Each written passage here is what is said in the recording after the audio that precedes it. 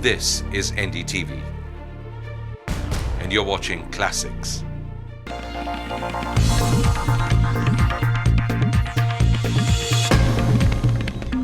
Hello and welcome to Walk the Talk. I'm Shekhar Gupta, and my guest today, well, you don't want me to waste your time introducing Amitabh Bachchan to you. Amitabh ji, how nice to have you on Walk the Talk. Thank you. And what a marvelous day to have you with us, with monsoon in full glory. Yes, it's wonderful being Could be here. a happier day than this. Yes. Coming here after a very long time. It's really Yeah. marvelous. Well, I've been reading stuff about you. The whole country knows about you, including your medical history and including, I'm sure, details of all the medications you have.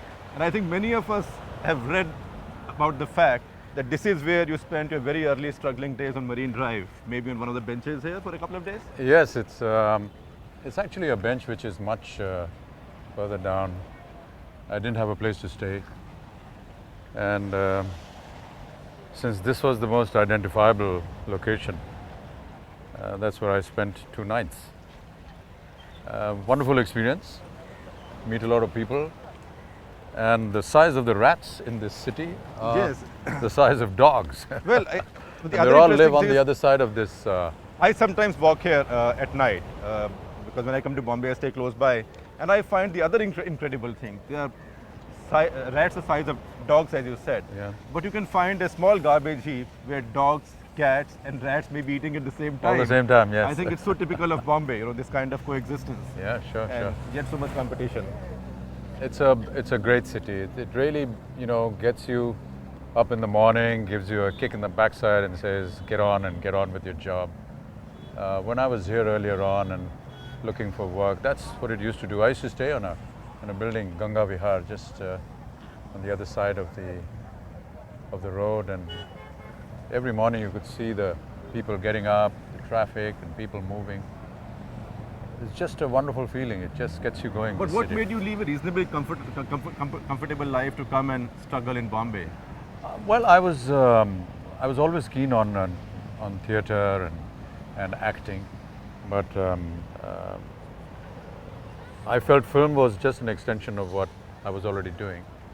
And there was a contest, a Filmfare Madhuri contest, which is pretty well known now. I applied to that and was rejected in the preliminaries, and then decided to chuck my job and come here. Because it's one thing for a George Fernandez to come and live on the pavement because his politics is built from that.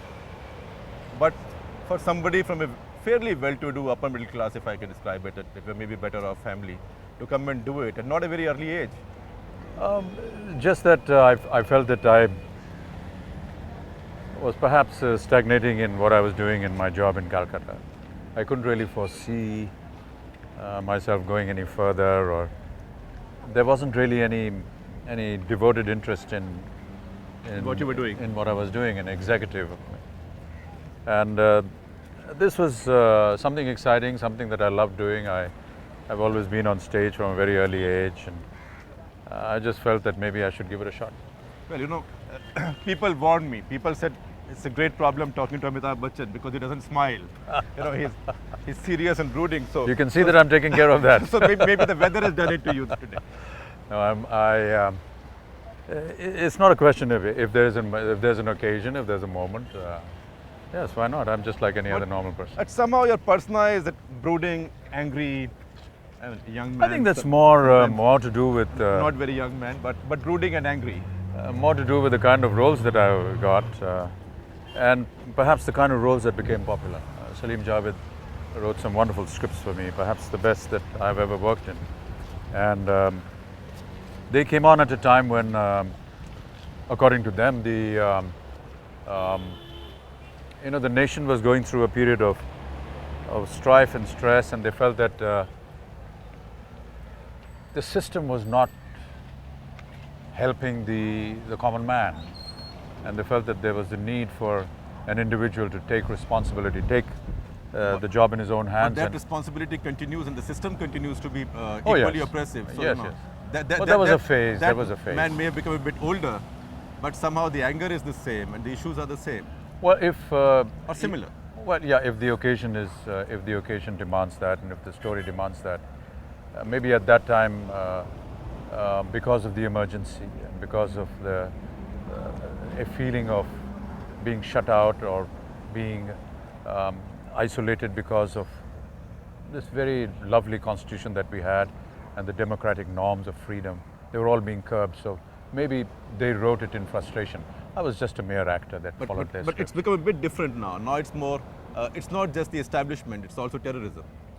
Yes, unfortunately, It's people who are actually, funnily, very anti-establishment. Terrorists who are that's fighting true. now. That's true. It's very sad, and I hope that we can overcome this problem. Because I believe in a couple of hours from now, you will transform yourself into a retired Sikh general with full beard and That's right. turban and the glory. And it's again for a film which has terrorism as its theme. Well, it's really, it talks about the futility of this kind of activity and what the nation needs to be doing and what we can do as a country with our neighbors. But last couple of years, we've seen quite a rash of films with terrorism as their theme. You Yes. acted in a few. Yes. And now that seems to be today's boy meets girl or rich boy, poor girl, or poor girl, rich boy story. Unfortunately, That's the but formula for today. I won't say there's a formula. There's never a given formula for films, but it is terrorism is taking up a prime spot in our news, in our activities, and it sometimes becomes difficult to ignore that and Right. to But- do away with it. But the one difference you see now is that in the past, Indian cinema has always been very secular and very politically correct. You know, the Muslim or the Sikh or the Christian, you know, Yes. the character from a minority was always the most honorable man. Right. He usually gave his life for his best friend who was a Hindu. Right. Similarly, the poor always triumphed. Right. Or if between the boy and girl, one came from a poor family, that family was always more honorable. The bad guy was almost never from the minorities. Right. That has now changed. I don't think it has changed. I think it still exists. Maybe with a little more realism, maybe a little more factual. But eventually, we never try to paint any particular community in bad light.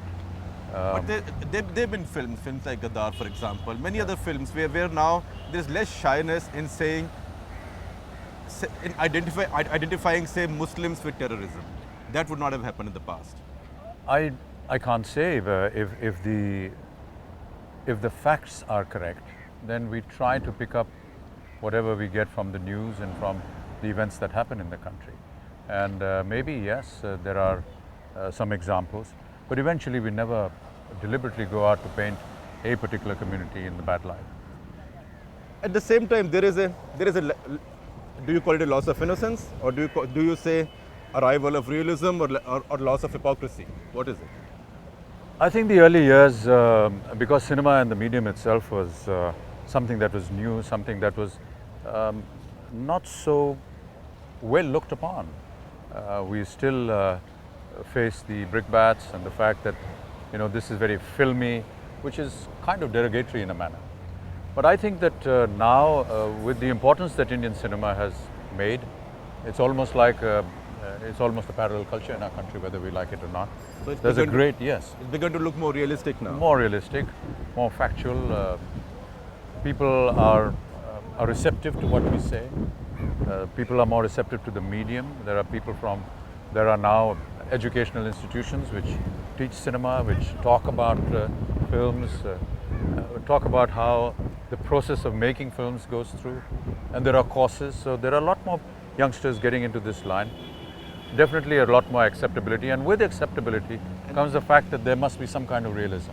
And then if you call a spade, or if you call a terrorist, no matter where he comes from. Absolutely, yeah. It's better. Yes. And given the fact that there is a worldwide identification of sort of militant Islam or a section of Islam with terrorism, do you Right. think it's all right if Indian cinema also is not shy of accepting that? Well, I think that within limits, if there is something that can be identified, which is factual, then I don't see any harm in that. But by and large, cinema is there to heal rather than provoke.